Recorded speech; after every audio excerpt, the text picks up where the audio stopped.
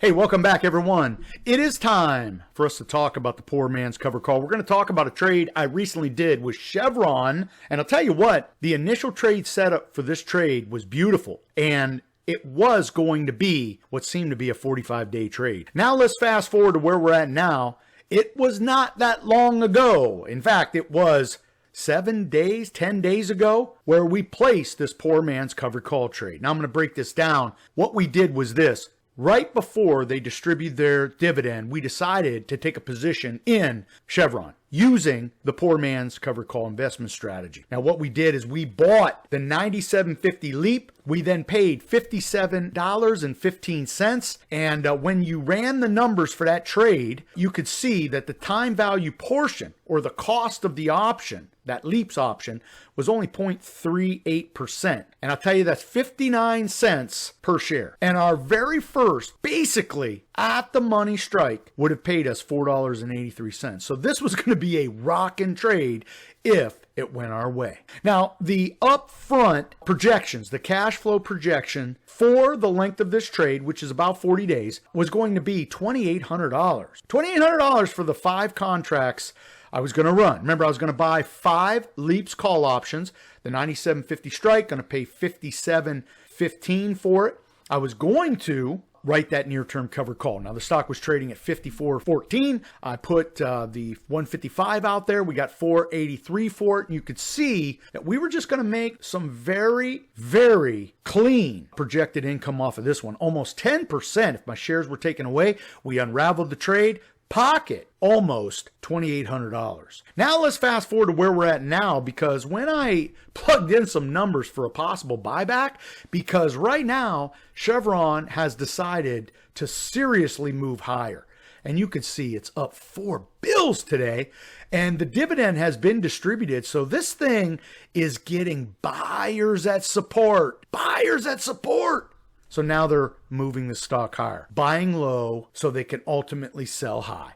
Because yeah, oil's moving a $1.31, but that's not going to get Chevron rocking some 3%. I believe they're buying low to sell high. So here we are. Fast forward, my trade is very profitable. But when do we buy this back? When do we consider to buy this back? Most people would say, just let the trade play out and make all of the money. Now that can actually happen. That could happen. However, something I want to talk about, just the pure risk of holding on to a trade, right? We own the paper to buy somebody's shares at 97.50. We don't actually own the shares. We own the paper. With that comes risk, meaning it's a little more riskier than owning the shares. Now, it is Chevron, and we are talking about one of the better companies on the planet, but forget who we're talking about. Let's talk about the process, what we've done. See, a leaps call option has an expiration date. And that expiration date is January 2024. And as this stock moves up and down,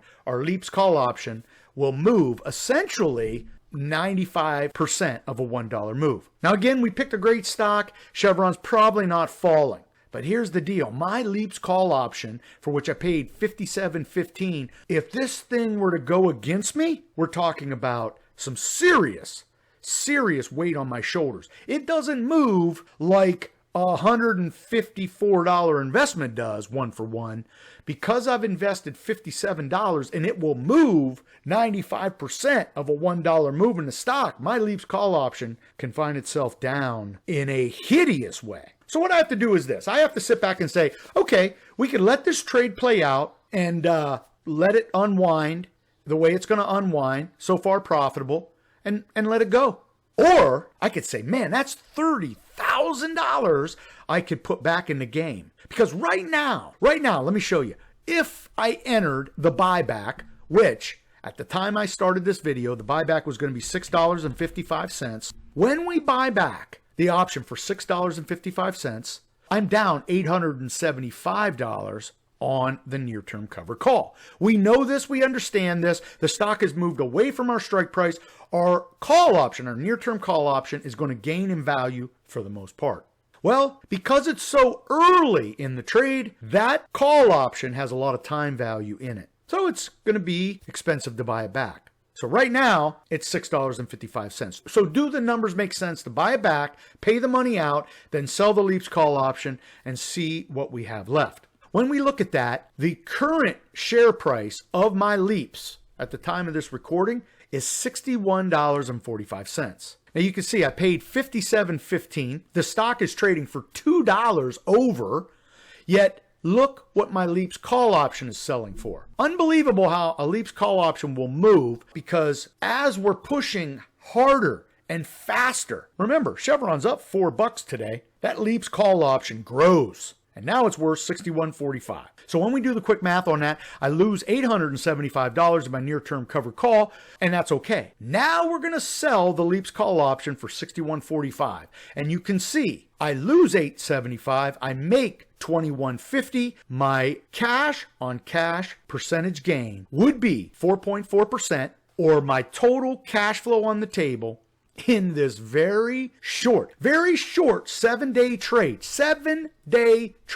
$1,275. Now, the projected cash on cash percentage gain, if my shares were taken away, that would be about 10%. So with me making about 4.5%, you say to yourself, you're only making half of what you thought you were going to make. But I need you to identify time equals money. Time equals money because the expiration is June 30th. We literally have 37 days until expiration, right? We have 7 days left in this month, which is May, and then the full 30 days of next month. So right now, if I'm okay with getting 50% of the cash on cash profit, putting that money on the table today, I have $28,500 to try to make what I would have made had I let this roll out.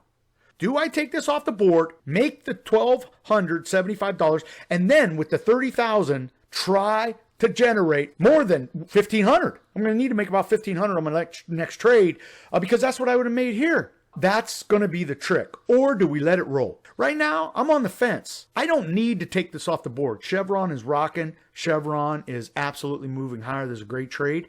But this is what you have to think about. And the reason I'm thinking about this is because I literally have 37 days. 37 days in this market.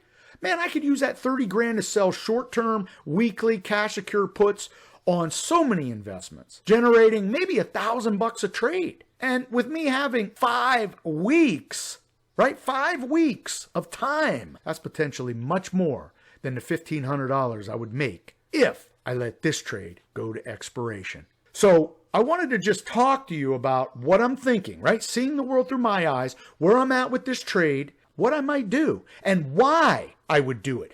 The reason I take this trade off the board is not to pocket the $1,275 because I believe that's a given. That's going to happen. I take it off the board because of time. That's the reason. With 37 days left, I can use $28,000. So think about it. That's how you should be thinking about managing your trades. Obviously, if this was going the other way, we would not have this option, but we clearly have that to think about now. I will keep you posted. So this is going to be a topic. Managing these trades. Do we buy them back? And if we do buy them back, how do the numbers look? Hey, look, I'm going to leave it there. Be safe, be healthy. Most important, be lucky. Until next time, may all your covered calls be profitable.